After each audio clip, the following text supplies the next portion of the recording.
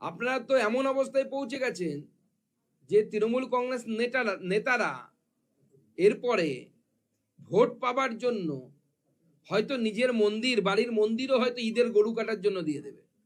জনগণের টাকা, জনগণের কয়লা, জনগণের পয়সা, জনতা জনার্দন সময় হলে পরে কিন্তু গলা দিয়ে হাতটা ঢুকিয়ে পেটের ভেতর থেকে কিন্তু টাকা বের করে নেবে।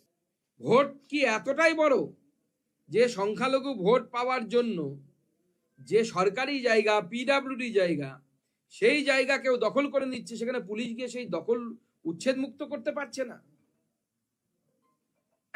আর কত অ্যাপিসমেন্ট পলিটিক্স আপনারা করবেন? আপনারা তো এমন অবস্থায় পৌঁছে গেছেন যে তৃণমূল কংগ্রেস নেতারা এরপরে ভোট পাবার জন্য হয়তো নিজের মন্দির, বাড়ির মন্দিরও হয়তো ঈদের গরু কাটার জন্য দিয়ে দেবে। আমার বলতে খারাপ লাগছে, কিন্তু তাদের পরিস্থিতি দেখে সেটাই মনে হচ্ছে যে ভোটের জন্য তারা যা ইচ্ছে তাই করতে পারে, সেই জায়গায় পৌঁছে যাচ্ছে এরা। আজকে আমরা অবাক হয়ে যাচ্ছি যে কয়লা কেলেঙ্কারিতে এই মন্ত্রী নাম বারবার জড়িয়েছে। সিবিআই বেশ কয়েকবার ডেকেছে, মন্ত্রী যাননি, বিভিন্ন অজুহাত দিয়ে পালিয়ে বেড়াচ্ছে। প্রথমত আমি সিবিআই ইডিকে বলবো যে যদি ডাকার পরেও না যায়, এতবার ইনভিটেশন লেটার দেওয়ার পরেও যদি না যায়, তাহলে যেভাবে আমরা কিছুদিন আগে দেখলাম যে আমেরিকার ফোর্স গিয়ে কোনো একটি রাষ্ট্রের রাষ্ট্রপ্রধানকে তুলে নিয়ে গেল, সেইভাবে চ্যাংদোলা করে আমার মনে হয় এই মন্ত্রীকে তুলে নিয়ে যাওয়া উচিত ইডি। এত তো প্রয়োজনই পড়বে না, ইডি এলে পরে এমনি ভয়ে লাফিয়ে গাড়িতে উঠে যাবে মন্ত্রী। আমরা ভেবেছিলাম যে একবার একটা কেলেঙ্কারিতে নাম জড়িয়েছে মন্ত্রী বুঝি, বা মন্ত্রীর ভাই অভিজিৎ ঘটক, মন্ত্রীর খাবার মুখ, তারা মনে হয় একটু সংযত হবেন। আবার দেখতে পাচ্ছি যেখানে একটা 350 কোটি চিটফান্ড রেলপারে যেটা ঘটেছে, সেই চিটফান্ডে মন্ত্রী এবং মন্ত্রীর ভাই অর্থাৎ মলয় ঘটক এবং তার ভাইয়ের নাম কিন্তু জড়িয়ে যাচ্ছে।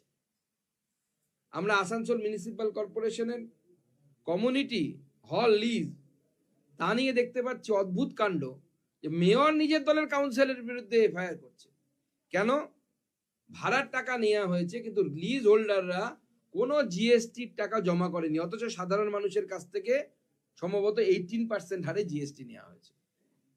তো সেই জিএসটির টাকা যদি নেওয়া হয়ে থাকে, তাহলে সেই টাকা কেন জমা করা হয়নি, এর জবাব তৃণমূল কংগ্রেসকে দিতে হবে। তৃণমূল কংগ্রেসের মাননীয় মুখ্যমন্ত্রী এবং এই ভাইপোর সাগরের যারা এখানে বসে আছে, যারা কয়লার টাকা তুলে ভাইপোকে পাঠায়, কয়লার টাকা যাদের হাতের মাধ্যমে ভাইপোর কাছে গেছে, কারণ এই আপনাদের যে কয়লা মন্ত্রী আছে, এই কয়লা মন্ত্রী এক সময় গাড়ি করে টাকা পৌঁছে দিত, আমাদের কাছে খবর আছে।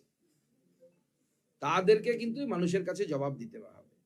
জনগণের টাকা, জনগণের কয়লা, জনগণের পয়সা, জনতা জনার্দন